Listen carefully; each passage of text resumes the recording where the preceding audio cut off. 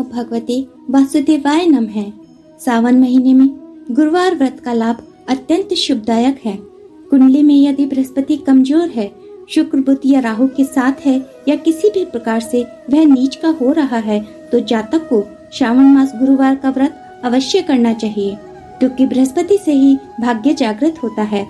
श्रावण मास का गुरुवार करने से सौभाग्य के द्वार खुल जाते हैं, क्योंकि बृहस्पति चौथे, पांचवें और नौवें भाग पर अपना प्रभाव डालते हैं।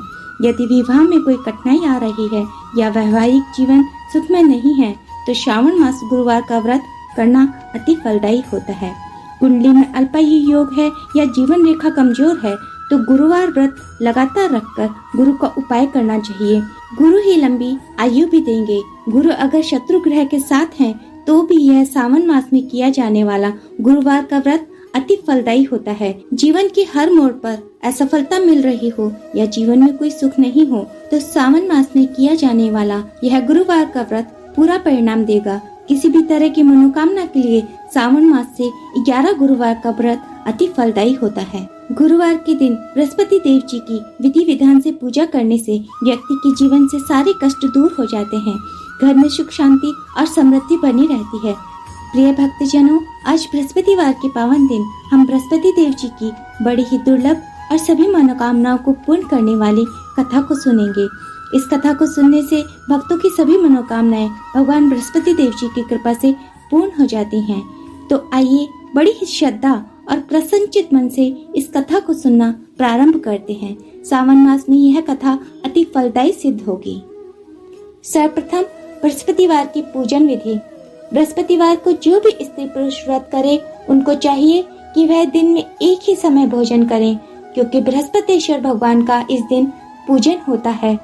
भोजन पीले चने की दाल आदि का करें, परंतु नमक नहीं खाएं और पीले वस्त्र पहने। पीले ही फलों का प्रयोग कर पीले चंदन से पूजन करें। पूजन के बाद प्रेम पूर्वक गुरु महाराज की कथा सुननी चाहिए।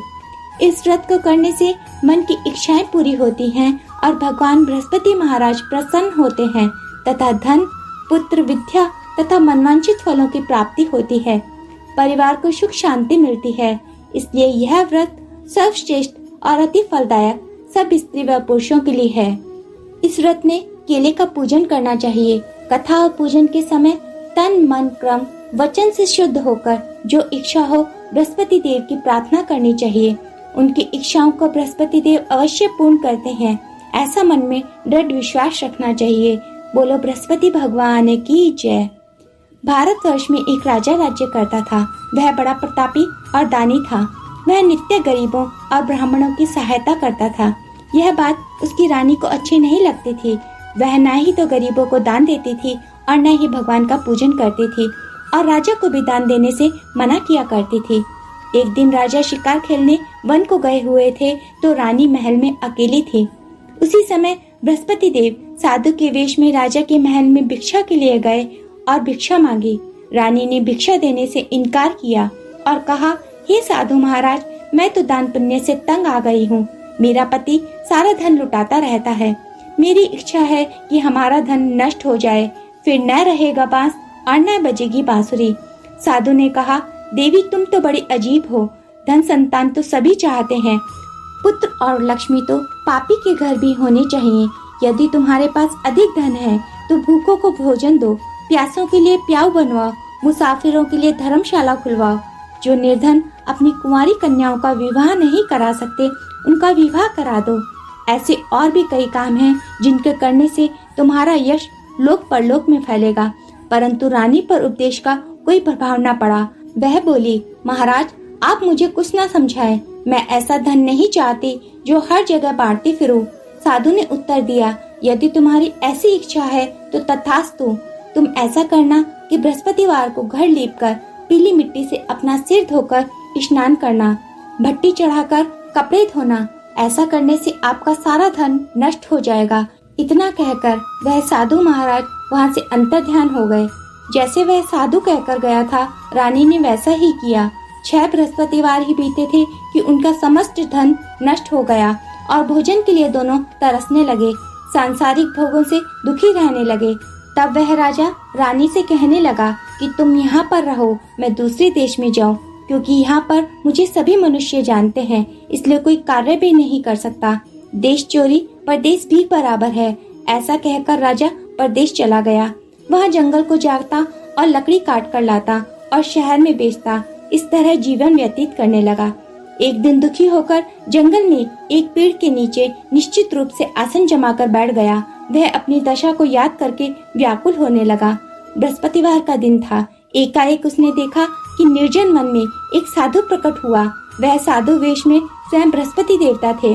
लकड़हारे के सामने आकर बोले, हे लकड़हारे, इस सुनसान जंगल में तू चिंता मग्न क्यों बैठा है? लकड़हारे ने दोनों हाथ जोड़कर प्रणाम किया और उत्तर दिया, महात्मा जी, आप सब कुछ जानते हैं, मैं क्या कहूँ। यह कहकर रोने लगा और साधु को आत्मकथा सुनाई।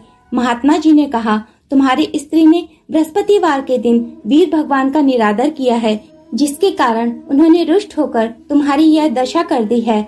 अब तुम चिंता को दूर करके मेरे कहने पर चलो तो तुम्हारे सब कष्ट दूर हो जाएंगे और भगवान पहले से भी अधिक संपत्ति देंगे। तुम बृहस्पतिवार के दिन पाठ किया करो। 2 पैसे की चने मुनक्का मंगवाकर उसका प्रसाद बनाओ और शुद्ध जल के लोटे में शक्कर मिलाकर अमृत तैयार करो। कथा के पश्चात अपने सारे परिवार और सुनने वाले प्रेमियों में अमृत और प्रसाद बांटकर आप भी ग्रहण किया करो। ऐसा करने से भगवान तुम्हारी सब मनोकामनाएं पूरी करेंगे। साधु के ऐसे वचन सुनकर लकड़हारा बोला, हे प्रभु, मुझे लकड़ी बेचकर इतना पैसा नहीं मिलता जिससे भोजन करने के उपरांत कुछ बचा सकूं। मैंने रात्रि में अपनी स्त्री को व्याकुल देखा है। मेरे पास कुछ भी नहीं जिससे उसकी खबर मंगा सकूं। साधु ने कहा, हे लकड़हारे, तुम किसी बात की चिंता मत करो।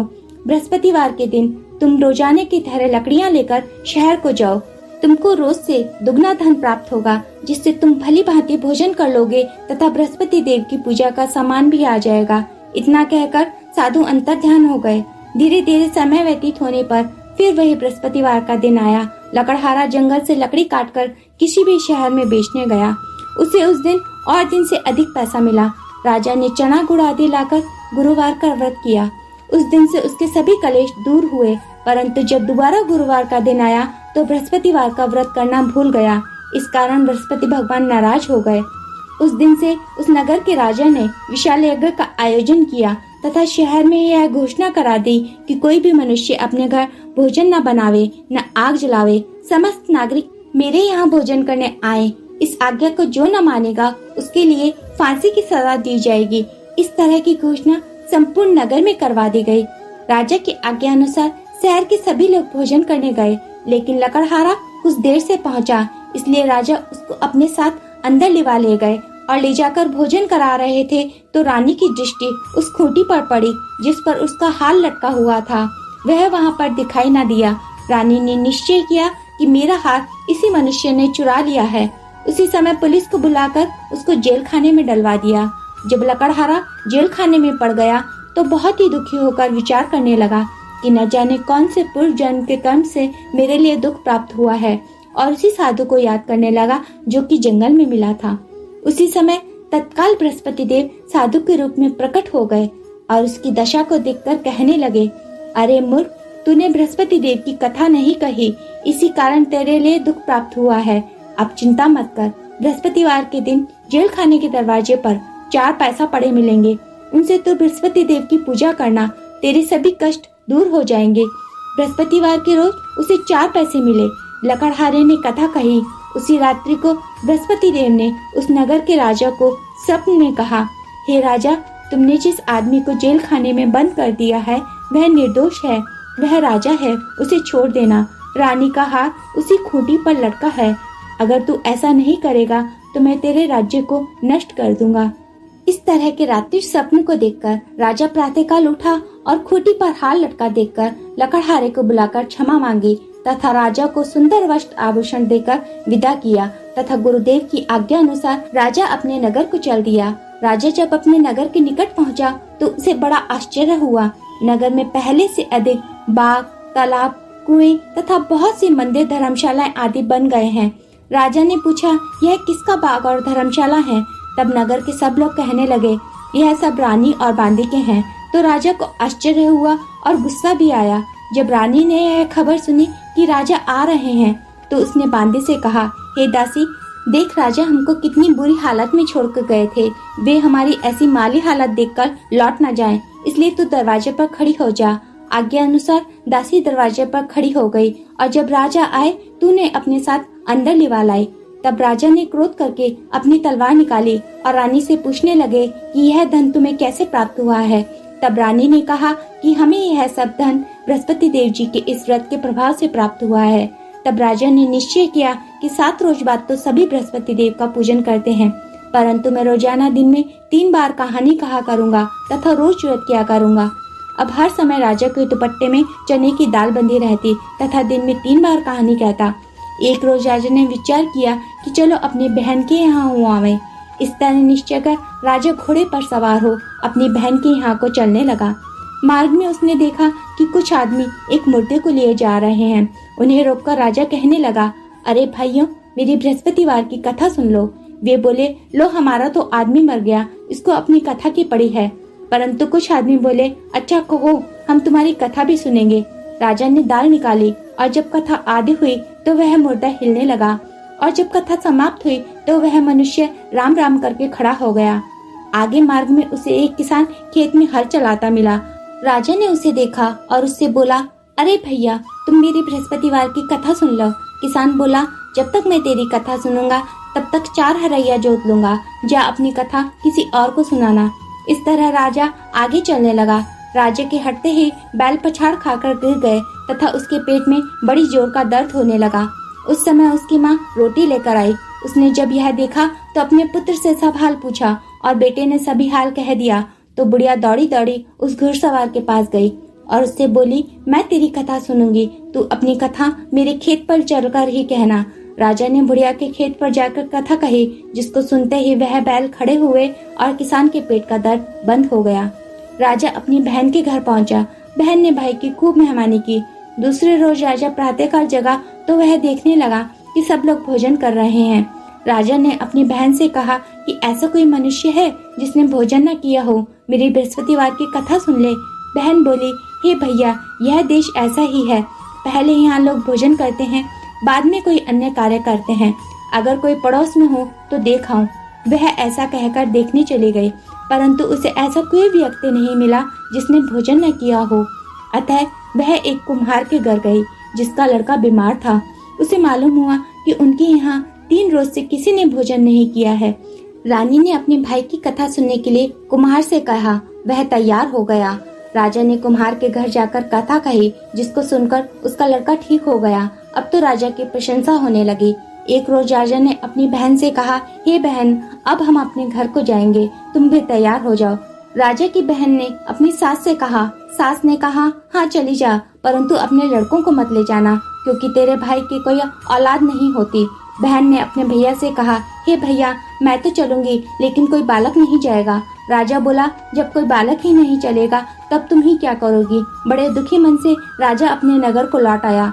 राजा ने अपनी रानी से कहा, हम निरंशी राजा हैं, हमारा मुंह देखने का धर्म नहीं है और कुछ भोजन आदि नहीं किया। रानी बोली, हे प्रभु, बृहस्पति देव ने हमें सब कुछ दिया है, हमें औलाद भी अवश्य ही देंगे। उसी रात्रि को बृहस्पति देव ने राजा से सपने में कहा, हे राजा, उस सभी सोच को त्याग दे, तेरी रानी गर्भ से है। राजा को यह बात सुनकर बड़ी खुशी हुई। 9वें महीने में रानी के गर्भ से एक सुंदर पुत्र पैदा हुआ।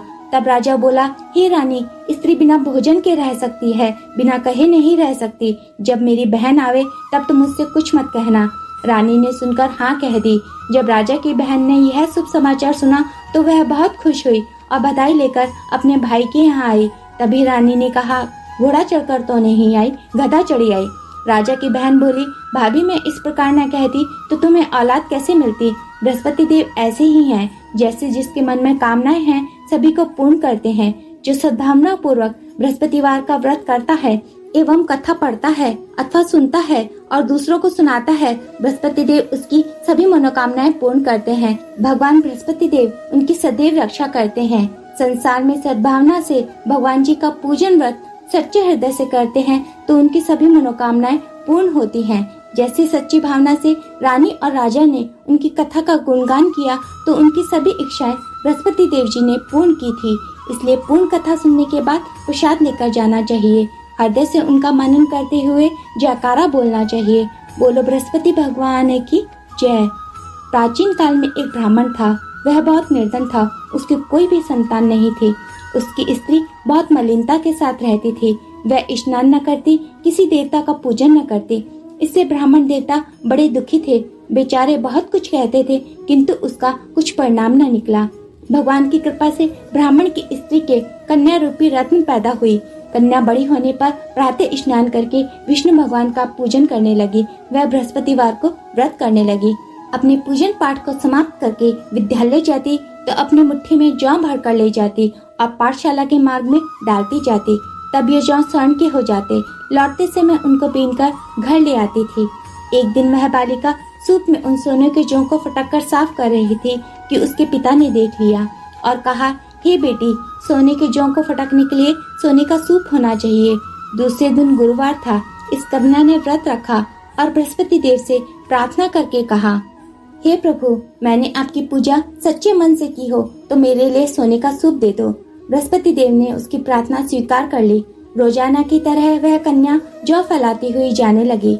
जब लौटकर जौ बीन रही थी तो बृहस्पति देव की कृपा से सोने का सूप मिला। उसे वह घर ले आई और उसमें जौ साफ करने लगी, परंतु उसकी माँ का वही ढंग रहा। एक दिन की बात है कि वह कन्या सोने के सूप में जौ साफ कर रही थी। उस समय उस शहर का राजपुत्र वहाँ से होकर निकला। इस कन्या के रूप और कार्य को देखकर राजकुमार मोहित हो गया तथा अपने घर आकर भोजन तथा जल त्याग कर उदास होकर लेट गया। राजा को जब इस बात का पता लगा तो अपने प्रधानमंत्रियों के साथ उसके पास गए और बोले, हे बेटा, तुम्हें किस बात का कष्ट है? किसी ने अपमान किया है अथवा और कोई कारण हो सो कहो, मैं वही कार्य करूँगा जिससे तुम्हें प्रसन्नता हो। अपने पिता की राजकुमार ने बातें सुनी तो वह बोला, मुझे आपकी कृपा से किसी बात का दुख नहीं है। किसी ने मेरा अपमान भी नहीं किया है, परंतु मैं उस लड़की के साथ विवाह करना चाहता हूँ जो सोने के सूप में जौ साफ कर रही थी। यह सुनकर राजा आश्चर्य में पड़ गया और बोला, हे बेटा, इस तरह की कन्या का पता तुम ही लगाओ। मैं उसके साथ तुम्हारा विवाह अवश्य ही करवा दूंगा। राजकुमार ने उस लड़की के घर का पता बतलाया। तब मंत्री उस लड़की के घर गए और ब्राह्मण देवता को सभी हाल बतला दिया। ब्राह्मण देवता राजकुमार के साथ अपनी कन्या का विवाह करने के लिए तैयार हो गए तथा विधि विधान के अनुसार ब्राह्मण की कन्या का विवाह राजकुमार के साथ संपन्न हो गया। कन्या के घर से जाते ही पहले की भांति उस ब्राह्मण देवता के घर में गरीबी का निवास हो गया। अब भोजन के लिए अन्न बड़ी मुश्किल से मिलता था। एक दिन दुखी होकर ब्राह्मण देवता अपनी पुत्री के पास गए। बेटी ने पिता की दुखी अवस्था को देखा और अपनी माँ का हाल पूछा। तब ब्राह्मण देवता ने सभी हाल कहा। कन्या ने बहुत सा धन देकर अपने पिता को विदा कर दिया। इस तरह ब्राह्मण का कुछ समय सुखपूर्वक व्यतीत हुआ। कुछ दिन बाद फिर वही हाल हो गया। ब्राह्मण फिर अपनी कन्या के यहाँ गया और सारा हाल कहा तो लड़की बोली, हे पिताजी, आप माताजी को यहाँ लेवा लाओ। मैं उसे विधि बता दूंगी जिससे गरीबी दूर हो जाए। वह ब्राह्मण देवता अपनी स्त्री को साथ लेकर पहुँचे तो पुत्री अपनी माँ को समझाने लगी, हे माँ, तुम प्रातःकाल प्रथम स्नान आदि करके विष्णु भगवान का पूजन करो तो सब दरिद्रता दूर हो जाएगी। परंतु उसकी माँ ने एक भी बात नहीं मानी और प्रातःकाल उठकर अपनी पुत्री के बच्चे की झूठन को खा लिया। इससे उसकी पुत्री को भी बहुत ही अधिक क्रोध आया और एक रात कोठरी से सभी सामान निकालकर अपनी माँ को उसने बंद कर दिया और प्रातःकाल उसमें से निकालकर स्नान आदि कराकर पाठ करवाया तो उसकी माँ की बुद्धि भी ठीक हो गई और फिर प्रत्येक बृहस्पतिवार को व्रत रखने लगी। इस व्रत के प्रभाव से उसकी माता तथा पिता बहुत ही अधिक धनवान और पुत्रवान हो गए और बृहस्पति देव जी के व्रत के प्रभाव से इस लोक के सुख भोग कर मरने पर स्वर्ग को प्राप्त हुए। बोलो बृहस्पति देव की जय, विष्णु भगवान की जय। ओम जय बृहस्पति देवा, स्वामी जय बृहस्पति देवा। छिन छिन भोग लगाऊं, छिन छिन भोग लगाऊं, कदली फल मेवा। ओम जय बृहस्पति देवा, तुम पूर्ण परमात्मा, तुम अंतर्यामी, स्वामी तुम अंतर्यामी। जगत पिता जगदीश्वर, जगत पिता जगदीश्वर, तुम सबके स्वामी। ओम जय बृहस्पति देवा, चरणामृत निज निर्मल सब पातक हरता, स्वामी सब पातक हरता। सकल मनोरथ दायक, सकल मनोरथ दायक, कृपा करो भरता। ओम जय बृहस्पति देवा। तन मन धन अर्पण कर, जो जन शरण पड़े, स्वामी जो जन शरण पड़े। प्रभु प्रकट तब होकर, प्रभु प्रकट तब होकर, आकर द्वार खड़े। ओम जय बृहस्पति देवा। दीन दयाल दयानिधि, भक्तन हितकारी, स्वामी भक्तन हितकारी। पाप दोष सब हरता, पाप दोष सब हरता, भव बंधन हारी। ओम जय बृहस्पति देवा। सकल मनोरथ दायक, सब संशय तारो, स्वामी सब संशय तारो। विषय विकार मिटाओ, विषय विकार मिटाओ, संतन सुखकारी। ओम जय बृहस्पति देवा। जो कोई आरती तेरी प्रेम सहित गावे, स्वामी नित्य कर गावे। ज्येष्ठानंद बंद सो, ज्येष्ठानंद बंद सो, निश्चय फल पावे। ओम जय बृहस्पति देवा। स्वामी जय बृहस्पति देवा। सब बोलो भगवान विष्णु की जय, बोलो बृहस्पति देव भगवान की जय।